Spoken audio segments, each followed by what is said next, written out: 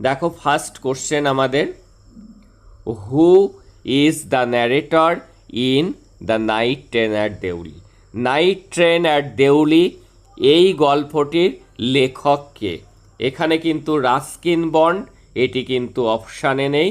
এই রাস্কিন বন্ডের যে সময়ের বর্ণনা তিনি দিয়েছেন সেটি কি?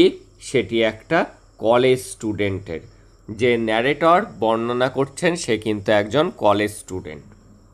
What was the girl in Deoli station selling? Deoli স্টেশনের মেয়েটি কি বিক্রি করছিল? আমরা সবাই জানি বাস্কেট, এবং বাস্কেটটি ফাইনেস্ট কেনের তৈরি, অর্থাৎ বেত দিয়ে তৈরি ছিল।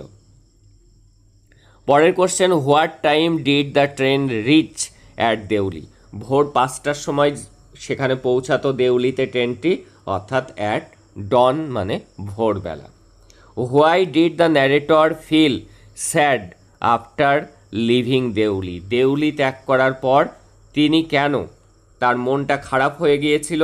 কারণটা ছিল he could not meet the girl again, তিনি আর মেয়েটির সাক্ষাৎ পাননি। এইবার স্ট্রং রুটস থেকে 4টি কোশ্চেন থাকবে নাইট ট্রেন অ্যাট দেউলি থেকে। স্ট্রং রুটস থেকে থাকবে 3টি কোশ্চেন, দ্য বেড থেকে থাকবে 3টি কোশ্চেন, টোটাল প্রোস থেকে 10 মার্কস থাকবে। স্ট্রং রুটস থেকে দেখো, কালামস ফ্যামিলি ওন্ডে, কালামের পরিবারের কি ছিল? কোকোনাট গ্রোভ, একটি নারকোলের বাগান ছিল। এই লাইনটা কিন্তু অত্যন্ত গুরুত্বপূর্ণ। Adversity always presents opportunities for introspection, প্রতিকূলতায় আমাদের মধ্যে সুযোগ এনে দেয় আত্মসমীক্ষা করার। দেখে নেব পরের question, what did Kalam's father say about prayer? কালামের বাবা প্রার্থনা সম্পর্কে কি বলেছিল? প্রার্থনা কি করে?